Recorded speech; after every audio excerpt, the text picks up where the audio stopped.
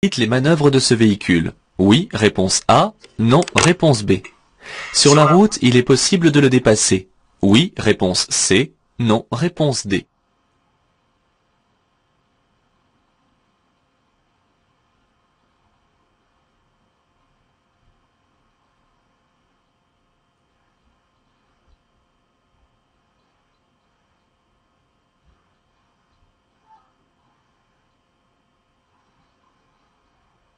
Le stationnement est ici interdit avant et après le panneau. Réponse A.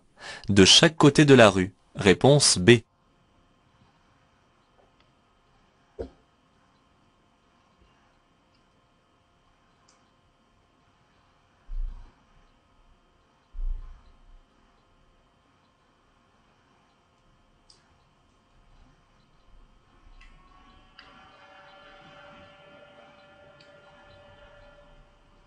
La couleur jaune sur un panneau de direction peut appartenir à une déviation. Réponse A. À l'autoroute. Réponse B. À un itinéraire bis. Réponse C. À un itinéraire de substitution. Réponse D.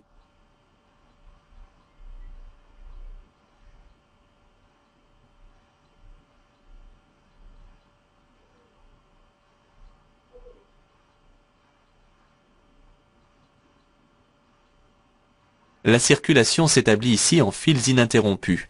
Oui, réponse A. Non, réponse B.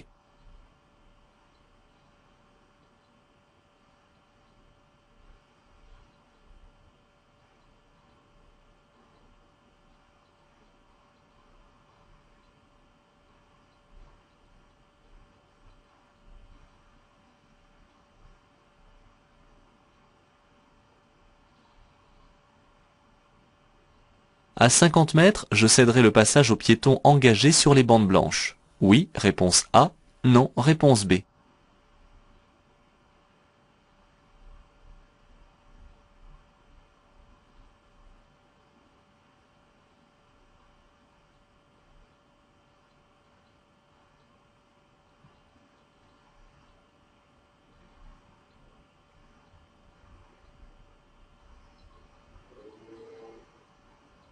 En agglomération, les dépassements sont autorisés. Réponse A.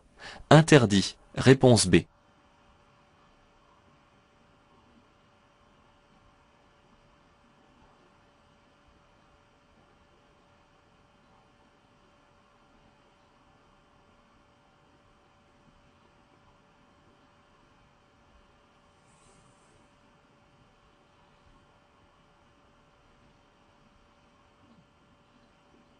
Pour dépasser ces deux camions, je reste sur la file de gauche. Réponse A.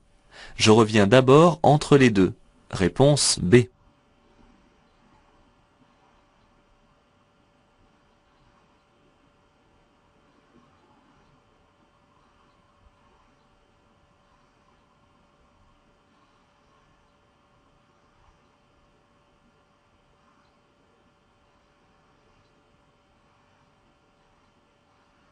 Ce conducteur circule à 70 km/h et persiste à rester dans la voie de gauche. Je klaxonne. Oui, réponse A. Non, réponse B. Je fais un appel lumineux. Oui, réponse C. Non, réponse D.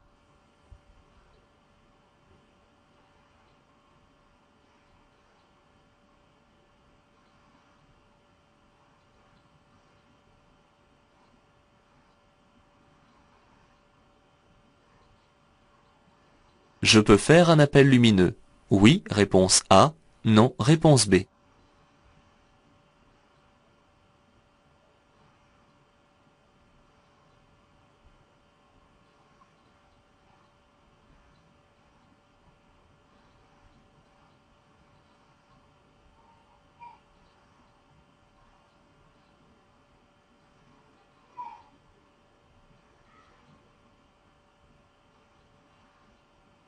Pour tourner à gauche, je m'insère dans la voie de stockage dès le début.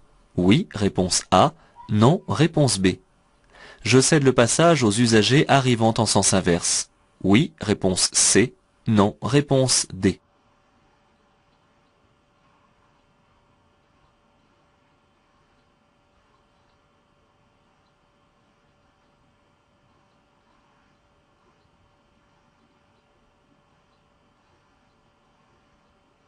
Je vais au Mans. Pour être certain d'économiser du carburant, je sors de l'autoroute. Oui, réponse A. Non, réponse B.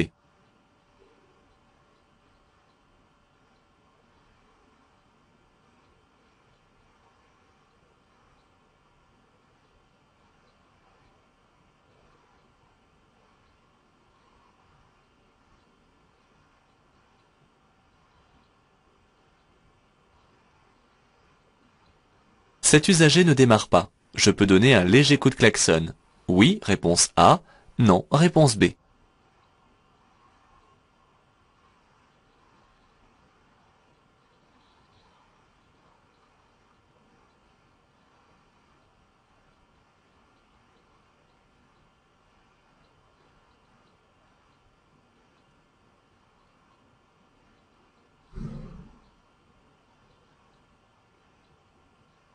Je circule sur une route communale. Réponse A.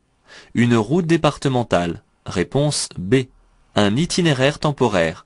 Réponse C. Un itinéraire de déviation. Réponse D.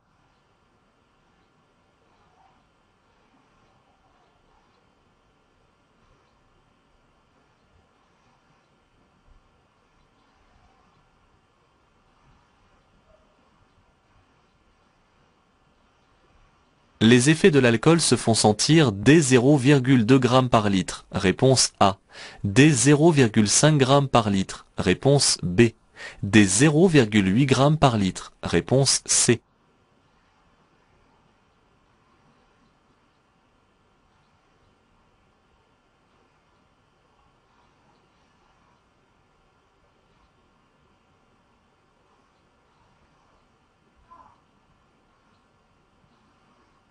Les barrières sont relevées et le feu éteint. En cas de bouchon, je m'arrête avant les barrières. Oui, réponse A. Non, réponse B. Je ne m'engage que si je peux dégager complètement les voies. Oui, réponse C. Non, réponse D.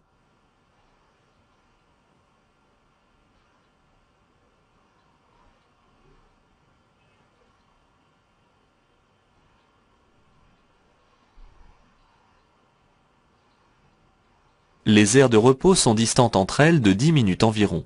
Oui, réponse A. Non, réponse B.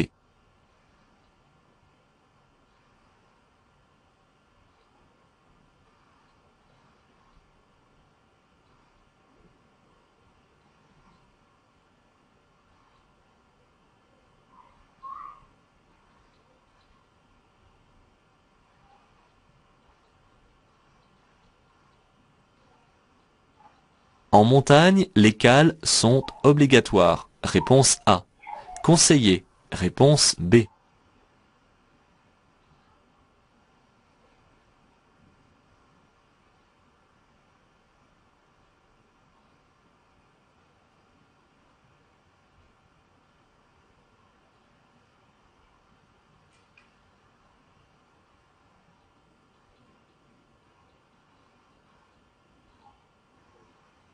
En présence de cette ligne, je peux dépasser ce camion.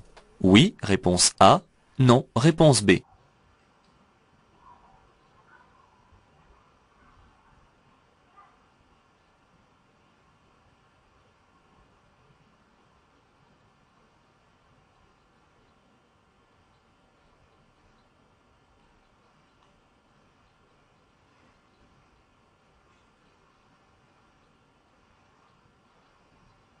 Je me rends vers la départementale 131. J'entre dès maintenant dans la voie. Oui, réponse A. Non, réponse B. Je ralentis immédiatement. Oui, réponse C. Non, réponse D.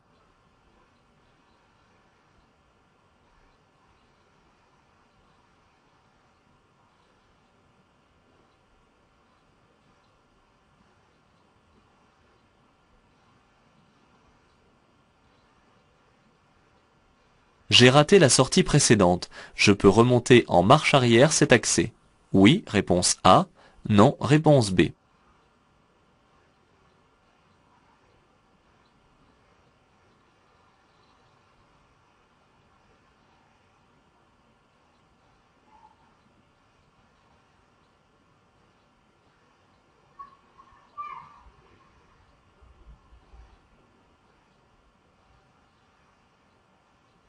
Les grands tunnels comme celui du Mont Blanc sont dotés d'issues de survie en cas de feu. Oui, réponse A. Non, réponse B.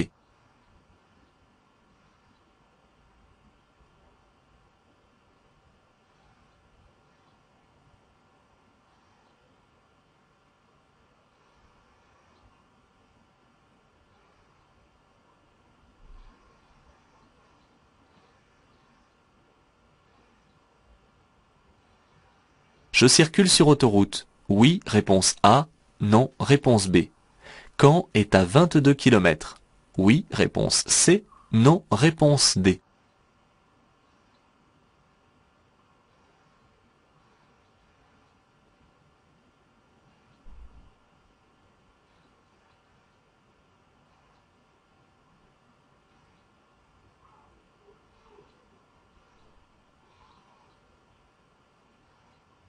Je tourne à droite. Le conducteur du véhicule rouge doit me laisser passer. Réponse A. Je laisse passer le véhicule rouge. Réponse B.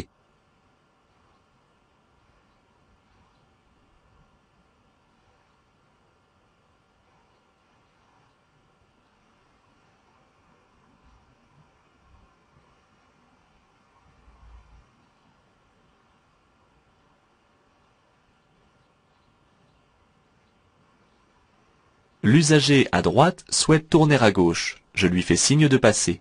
Oui, réponse A. Non, réponse B.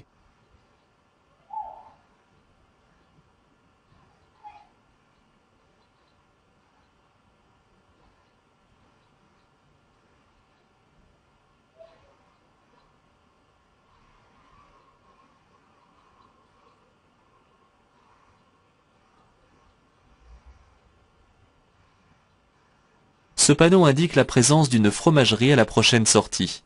Oui, réponse A. Non, réponse B.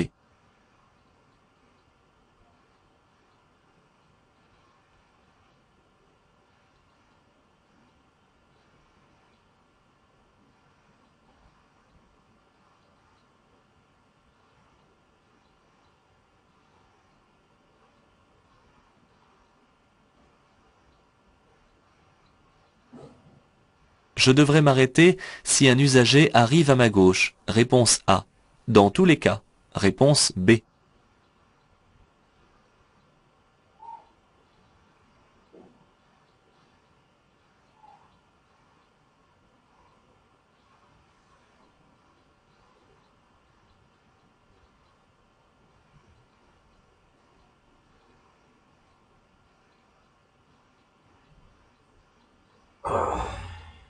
Je circule actuellement sur une autoroute. Oui, réponse A. Non, réponse B.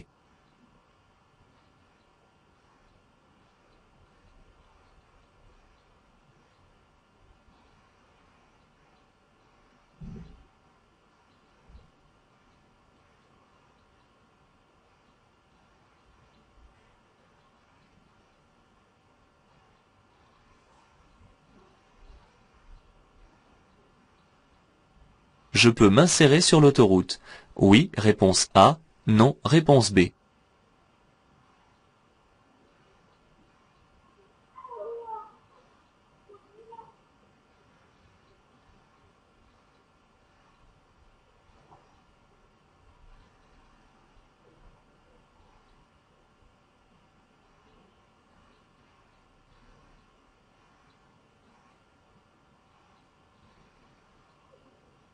Pour dépasser ce piéton, je dois m'écarter. Oui, réponse A. Non, réponse B. Je ralentis. Oui, réponse C. Non, réponse D.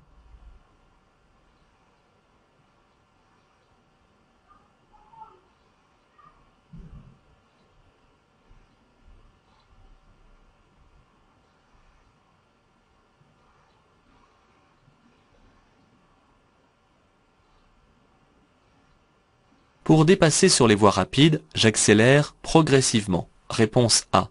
Franchement. Réponse B.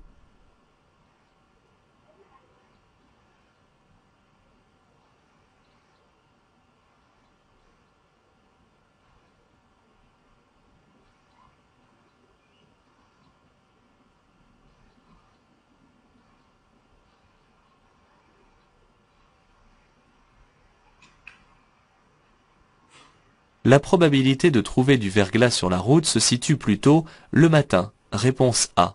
L'après-midi, réponse B.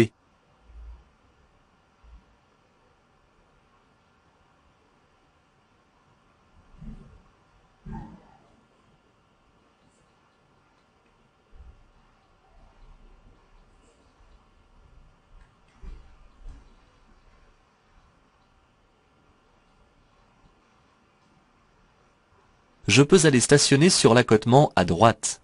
Oui, réponse A. Non, réponse B.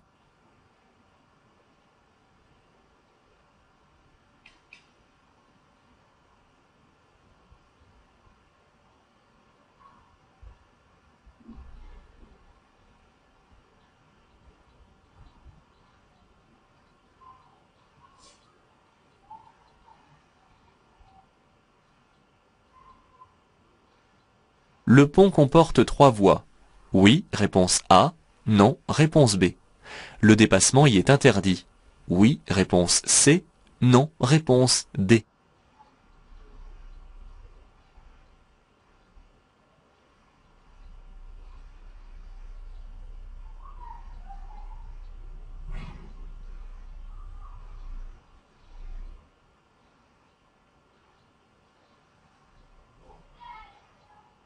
Pour dépasser ce piéton, je dois m'écarter.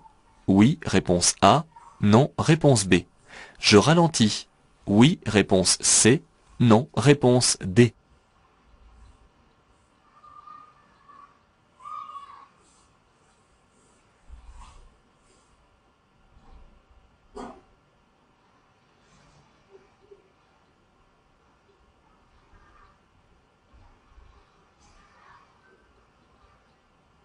Je peux aller stationner à droite. Oui, réponse A. Non, réponse B. À gauche. Oui, réponse C. Non, réponse D.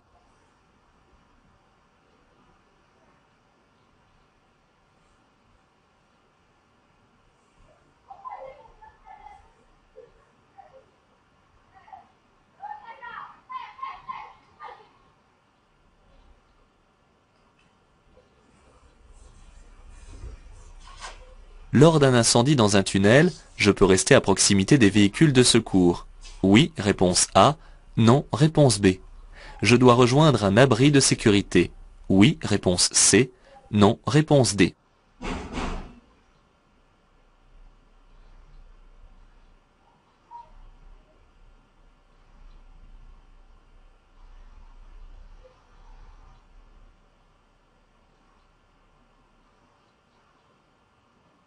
La signalisation annonce un arrêt d'autobus. Réponse A. Un passage pour piétons. Réponse B. Une voie sans issue. Réponse C. Un passage à niveau à 50 mètres. Réponse D.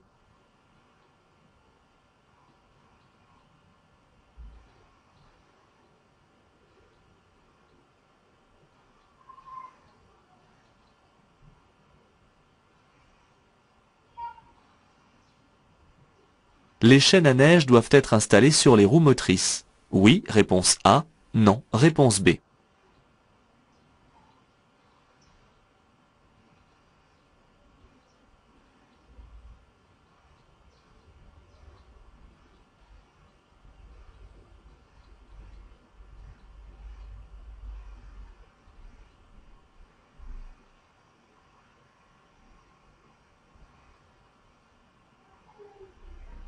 Je peux stationner à droite. Oui, réponse A. Non, réponse B. À gauche. Oui, réponse C. Non, réponse D.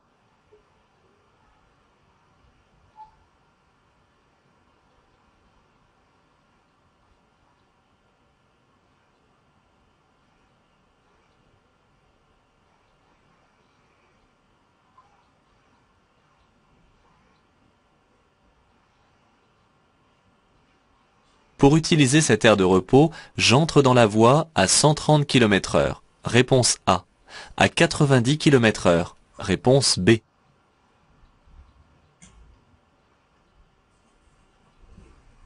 Le chasse-neige doit bénéficier de beaucoup d'égards lorsqu'il est en activité, annoncé par un gyrophare, et plus particulièrement un gyrophare bleu.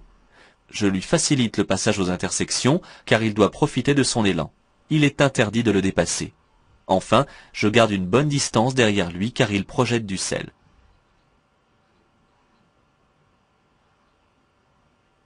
Les flèches ont un sens. Aucune cependant ne désigne les deux côtés de la rue à la fois. Il y a alors un panneau de chaque côté. Qu'elle soit donc posée à l'horizontale ou à la verticale, elle désigne toujours avant et après le panneau. Cela dépend de l'orientation du panneau. Les directions d'autoroute sont bleues. Parfois, le symbole autoroutier est inclus dans un panneau vert car cette direction y mène. Le jaune est réservé aux travaux, donc aux déviations d'itinéraire. Il sert aussi pour un itinéraire bis ou un itinéraire de substitution S.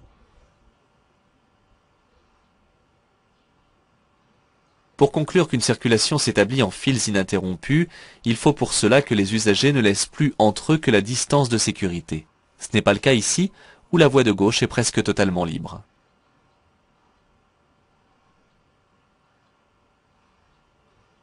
Le passage pour piétons est un endroit matérialisé par de larges bandes blanches visibles de loin. Les usagers doivent s'arrêter pour leur céder le passage lorsqu'ils sont engagés. C'est pourquoi il est important de ralentir suffisamment à l'approche d'un passage pour piétons.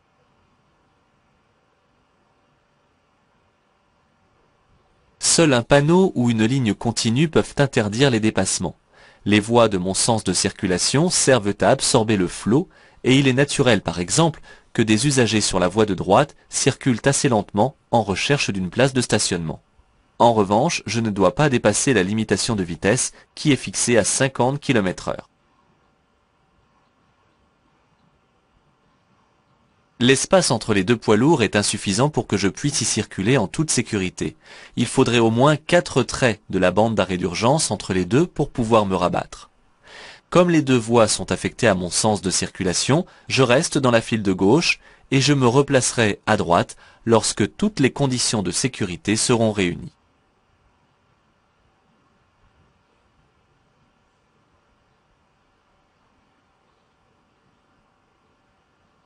Ce conducteur circule à une vitesse inférieure à la mienne et persiste à rester dans cette voie. Il arrive qu'un étourdi ne s'en aperçoive pas. Bien que l'avertisseur sonore ne soit pas interdit hors agglomération, j'évite de klaxonner pour ne pas le surprendre. De plus, il est probable qu'il ne l'entende pas. J'opte plutôt pour l'appel lumineux.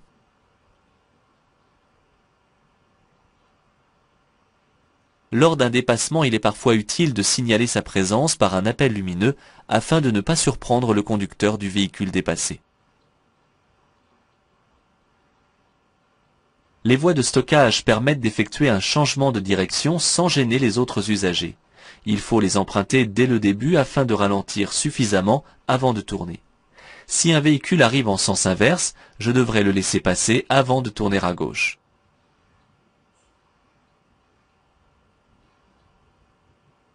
L'autoroute possède l'avantage qu'on régule facilement sa vitesse de croisière sans accélération superflue, alors qu'en suivant un autre itinéraire, j'aurai souvent à m'arrêter et à redémarrer.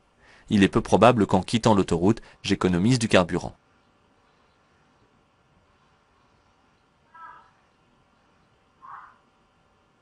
L'usage du klaxon est formellement interdit en agglomération en dehors d'un danger immédiat. Ici, je suis plutôt gêné qu'en danger.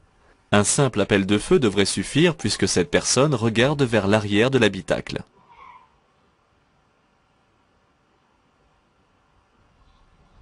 Les routes sont classées en différentes catégories. On les reconnaît par leur couleur. La borne de couleur jaune et la lettre D m'indiquent ici que je circule sur une route départementale. L'alcool rend les gestes imprécis et mal coordonnés. Il réduit le niveau d'attention, de concentration et la résistance à la fatigue. Dès 0,2 g par litre, soit un verre, la perception, le raisonnement et l'action du conducteur commencent à s'altérer. Le champ visuel est rétréci, les distances et les vitesses sont faussées, la sensibilité à l'éblouissement est plus grande, le temps de réaction est allongé. Enfin, l'équilibre et la perception des accélérations sont perturbés. Il faut imaginer l'évolution de la situation. Il est interdit de rester à l'arrêt en circulation sur les voies du train. On se doute pourquoi. Même avec les barrières relevées et les feux rouges clignotants éteints, Je reste avant le passage si la circulation est bloquée de l'autre côté. Et je n'avance que si je peux dégager complètement les voies, c'est-à-dire après le passage à niveau. Les aires de repos sont distantes d'une dizaine de minutes entre elles, soit une vingtaine de kilomètres. Les stations proposant du carburant sont un peu plus distantes, raison pour laquelle je dois surveiller la jauge et ne pas attendre que le témoin de réserve s'allume avant de faire le plein. En forte pente, il est absolument conseillé de doubler le frein de parc, appelé frein à main, par un autre système d'immobilisation. Les cales en font partie, surtout avec un véhicule lourd comme ici. Je peux aussi passer une vitesse qui empêchera le véhicule d'avancer. Et je tourne un peu les roues vers un obstacle qui arrêtera le véhicule. Il ne faut pas confondre les lignes qui se ressemblent. Celle-ci, située au niveau d'une sortie de voie rapide, n'interdit pas le dépassement mais seulement de passer de la voie de gauche vers la sortie. Je peux donc dépasser ce camion. La voie de décélération permet de réduire ma vitesse après avoir changé de voie. Cela évite un ralentissement dangereux sur la route principale. J'entre donc dès le début de la voie et je ne ralentis qu'une fois dedans.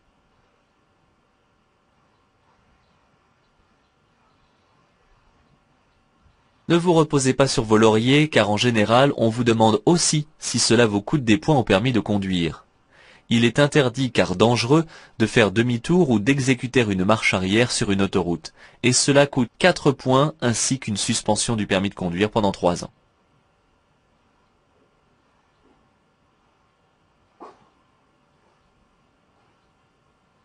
Dès qu'on précise qu'il s'agit d'un long tunnel, il existe des règles ou des procédures à connaître pour assurer la sécurité dans la traversée et pour se protéger en cas d'incident mineur ou d'accident majeur. Ces grands tunnels ont tous des abris de ce type, résistants au feu et aux fumées toxiques. Je dois les utiliser et ne jamais en sortir tant qu'un personnel ne me l'a pas dit. Il existe des issues protégées menant vers l'extérieur.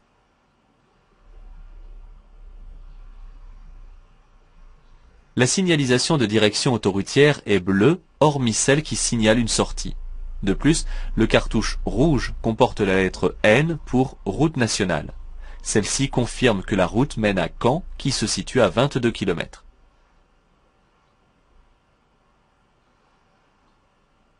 Le conducteur du véhicule rouge a manifesté son intention de tourner à gauche. Il coupe l'axe de la chaussée. Il est tenu de me céder le passage. L'usager sort d'un espace privé? Bien vu, car en effet je dois chercher dans l'environnement les indices qui vont guider mon comportement. Mais est-ce une raison pour lui bloquer le passage? Il risque d'attendre longtemps si personne ne lui fait signe de passer. Je suis en effet bloqué en circulation par un bouchon. Je vais donc rester où je suis afin de lui permettre de s'insérer dans le trafic.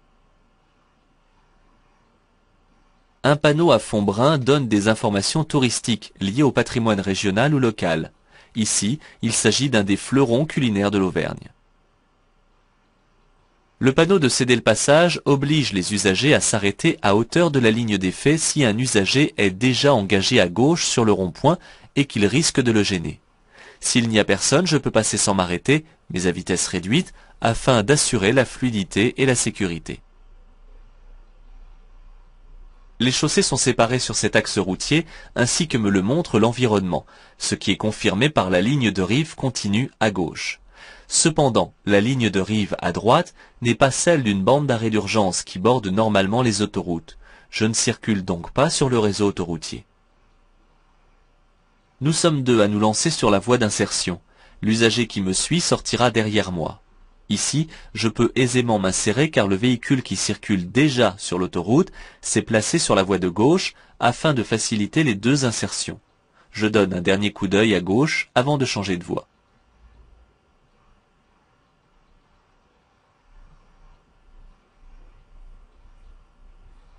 Un agent technique me fait signe de ralentir. En effet, plus loin, un véhicule de service accompagne des hommes au travail. Je m'exécute et je prévois déjà le dépassement éventuel du camion arrêté.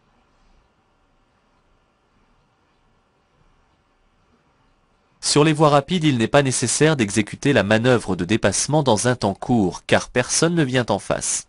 Contrairement à certaines situations sur une route à double sens de circulation, je préférerais ici accélérer en douceur afin d'économiser le carburant et de moins polluer. En effet, une accélération franche demande de l'énergie et le carburant brûle moins bien. On le remarque par une fumée noire qui sort du pot d'échappement. Lorsque le soleil perce l'hiver en montagne, je trouverai très probablement du verglas le matin, avant que le soleil ne réchauffe la route. Celui-ci se mettra ensuite à ruisseler dans la journée jusqu'à assécher la route. Attention cependant, selon l'altitude et la température ambiante, la couche de verglas ne va pas disparaître pour autant.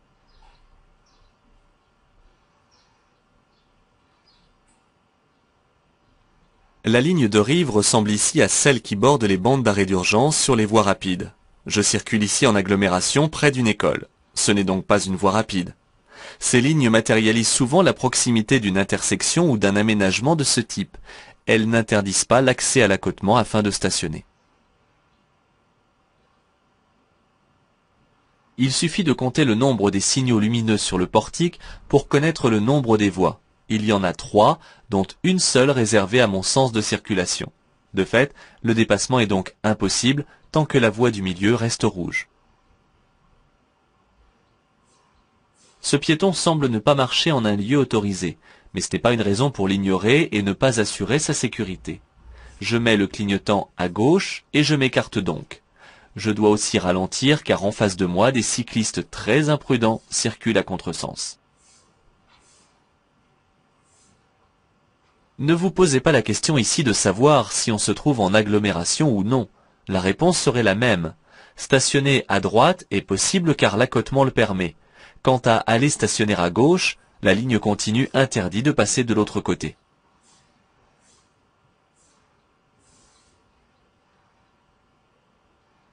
Lors d'un incendie dans un tunnel, je dois absolument me rendre dans un des abris de sécurité spécifiquement adaptés pour résister au feu et aux émanations toxiques. Cet endroit est le seul dans lequel je serai en sécurité. Une fois à l'intérieur, je n'en sors plus tant que les secours ne viennent pas me chercher.